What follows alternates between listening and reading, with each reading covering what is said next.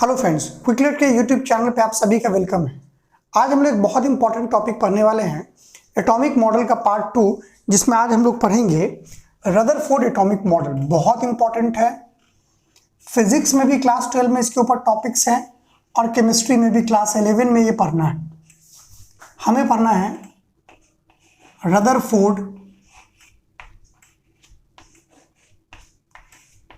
Atomic model.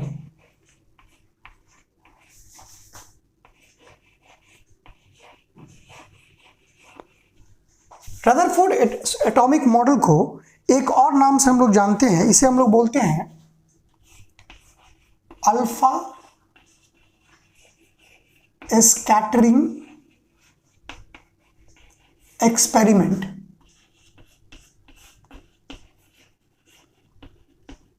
क्यों बोलते हैं वो भी मैं अभी आपको बताऊंगा। अल्फा स्कैटरिंग एक्सपेरिमेंट या रदरफोर्ड एटॉमिक मॉडल ये किसने दिया? ये दिया अर्नेस्ट रदरफोर्ड ने। और कब दिया? 1911 में, after the failure of J Thomson atomic model. कब दिया बच्चों? 1911 में। क्लियर है? अब इस एक्सपेरिमेंट को सबसे पहले मैं इस एक्सपेरिमेंट के लिए सेटअप जो है वो मैं आपको दिखाता हूं। सबसे पहले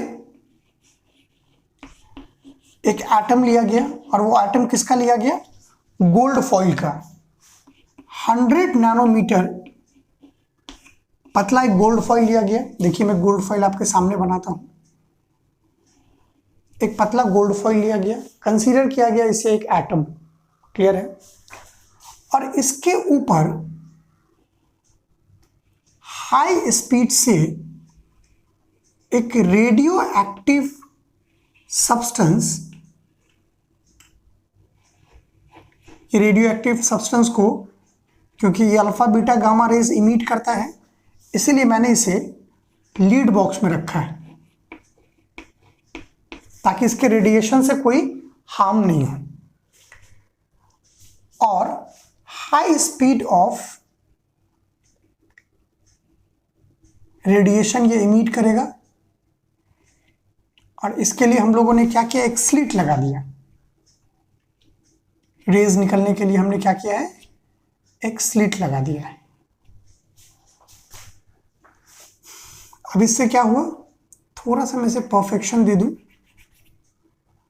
स्लिट लगा दिया और पीछे एक जिंक सल्फाइड का स्क्रीन लगाया गया ताकि इसके ऊपर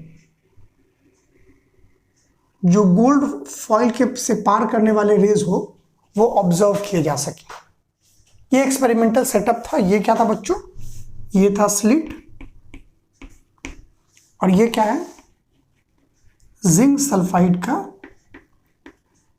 स्क्रीन। अब देखिए, जे थॉमसन ने सबसे पहले इस सेटअप को किया, और ये जो आप देख रहे हैं ये है रेडियो एक्टिव सब्सटेंस। और इस रेडियो एक्टिव सब्सटेंस से अल्फा रेज को पार करा गया। बहुत सारे अल्फा रेज से पास हुए। देखिए मैं कुछ अल्फा रेज आपको दिखा रहा हूं। हजारों लाखों अल्फा रेज इससे पास हुए।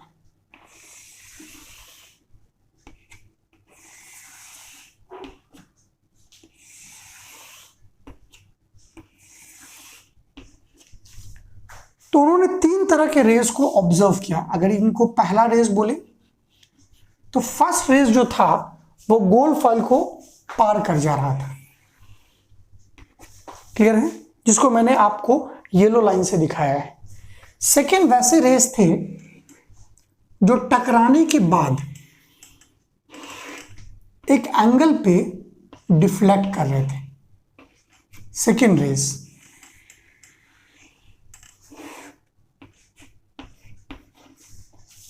क्लियर है? और 10,000 में से एक रेज ऐसा था जो जिस रास्ते गया एकदम सेंटर पार्ट में उसी रास्ते से टकराने के बाद वापस लौट आया। ये था तीसरा रेज। मतलब रदरफोर्ड अल्फा स्कैटरिंग एक्सपेरिमेंट में अल्फा रेज से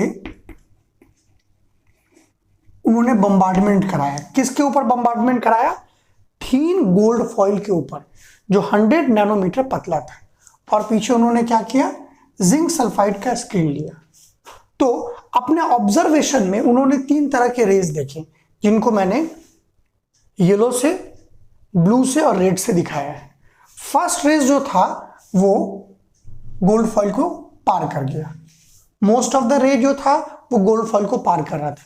कुछ rays as a certain angle पे डिफ्लेक्ट कर रहे थे, जो मैंने दूसरा दिखाया। और तीसरा रेज ऐसा था 10,000 में से एक रेज, जो जिस रास्ते से गया वापस से इस सेंटर में टकराने के बाद वापस लौट आया। एक चीज बस आप याद रखिएगा कि ये जो अल्फा रेज होते हैं वो हीलियम रेज होते हैं, हीलियम चार्ज पार्टिकल, और इनके ऊपर पॉजिटिव चार्ज कंसीडर होता है या पॉजिटिव चार्ज होता है। सही है बच्चों। अब इन तीनों ऑब्जर्वेशन से सबसे पहले हम रदरफोर्ड एक्सपेरिमेंट का ऑब्जर्वेशन लिखते हैं। सबसे पहला observation, first observation, most of the alpha rays, most of the alpha rays almost 99.99%. Most of the alpha rays passes through gold foil without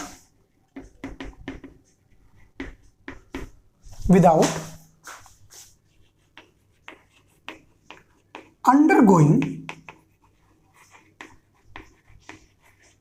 any deflection। देखिए फर्स्ट जो आपको येलो वाला दिख रहा है, most of the alpha rays passes through the gold foil without undergoing any deflection. अब देखिए दूसरा ऑब्जर्वेशन, few of the, दूसरा वाला पॉइंट देखिए, few of the alpha rays deflect by some angle, लिख देते हैं। few of the alpha rays deflect by some angle at the corner of the gold foil। तीसरा पॉइंट आते हैं। तीसरा पॉइंट क्या था? तीसरा रेज जो आपको ब्लू वाला दिख रहा है वो जहां से गया वापस बीच में सेंटर पोजीशन से टकराकर वापस आ गया। तो लिखते हैं 1 in 10,000, 10,000 में से एक अल्फा रे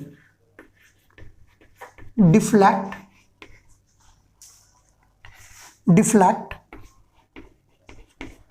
back to its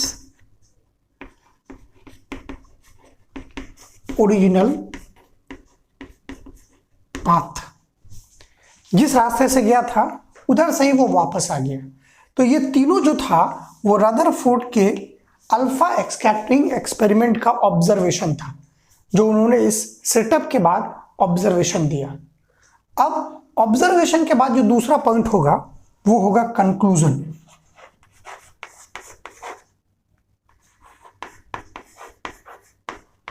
कंक्लूजन्स। तो एक एक पॉइंट करके मैं आपको कंक्लूजन देता हूं, ठीक है। चलिए पहला conclusion, most of the alpha rays passes through the gold foil.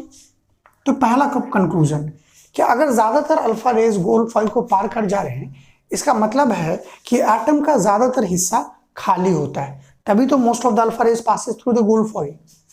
तो most of the part of an atom is empty. ज्यादातर जो एटम का स्थान होता है वो क्या होता है? खाली होता है। Second, few alpha rays deflect by some angle. देखिए कॉर्नर पोजीशन पे कुछ अल्फा रेस डिफ्लेक्ट किए हैं कुछ एंगल के साथ। और ऐसा तभी होता है जब कोई भी चीज स्फेरिकल हो, तभी वो उससे टकराने के बाद at a certain angle deflect करता है। इससे ये बात मालूम चला सेकंड पॉइंट में कि the shape of an atom is spherical. तीसरा और सबसे आखिरी पॉइंट सबसे इंपॉर्टेंट है, इसके ऊपर मैं थोड़ा कंसेप्ट आउट भी करूंगा। तीसरा, in 10,000 alpha ray deflect back to its original position. और ये पॉजिटिव चार्ज और डिफ्लेक्शन तभी होता है जब सेम चार्ज मौजूद हो, मतलब यहां पर कोई ना कोई पॉजिटिव चार्ज मौजूद है। और इसी पॉजिटिव चार्ज को उन्होंने नाम दिया न्यूक्लियस। और इसी न्यूक्लियस की खोज की वजह से रदरफोर्ड एटॉमिक मॉडल में नोबेल प्राइज से सम्मानित किया गया। तो न्यूक्लियस की खोज किसने की? रदरफोर्ड ने अपने रदरफोर्ड एटॉमिक मॉडल में। तो तीसरा point, there must be a positive charge present at the center of an atom। और इसको क्या नाम दिया उन्होंने? न्यूक्लियस। तो ये तीनों ऑब्जर्वेशन से उन्होंने 3 कंक्लूजन निकाले जो मैं आपको यहां पर बता रहा हूं। अब देखिए एक बार मैं इसे कुछ पॉइंट्स को मैं आपको एक्सप्लेन कर देता हूं। अगर रदरफोर्ड की बात माने तो एक एटम देखने में कैसा होगा? सबसे पहले जिस चीज का उन्होंने खोज किया वो क्या था बच्चों? न्यूक्लियस। उन्होंने बताया कि एक एटम का जो इंटायर मास होता है वो कंसंट्रेटेड होता है एक बहुत ही स्मॉल जोन में, और उसी स्मॉल जोन को उन्होंने कहा न्यूक्लियस। और उन्होंने कहा कि जो न्यूक्लियस का आउटर पार्ट होता है, ये देखिए न्यूक्लियस का जो आउटर पार्ट होता है जहां पर इलेक्ट्रॉन्स होते हैं, जहां पर इलेक्ट्रॉन्स रिवॉल्व करते हैं, उस पार्ट को उन्होंने कहा ऑर्बिट्स। या इसी को उन्होंने कहा न्यूक्लियस के बाहर के पार्ट को एक्स्ट्रा न्यूक्लियर पार्ट। तो इन पॉइंट्स को मैं जब इसका सेकेंड पार्ट, 2 पार्ट में रदरफोर्ड एटॉमिक मॉडल पढ़ाऊंगा, इसका जब मैं सेकेंड पार्ट पढ़ाऊंगा तो आपको न्यूक्लियस के बारे में कुछ डिटेल करूंगा और मैं आपको पढ़ाऊंगा रदरफोर्ड एटॉमिक मॉडल के ड्रॉबैक्स, और पूरे को समराइज करके मैं कंप्लीट करूंगा। तो प्लीज पूरे कंसेप्ट को क्लियर करें, वीडियो को लाइक करें, शेयर करें और सब्सक्राइब करें।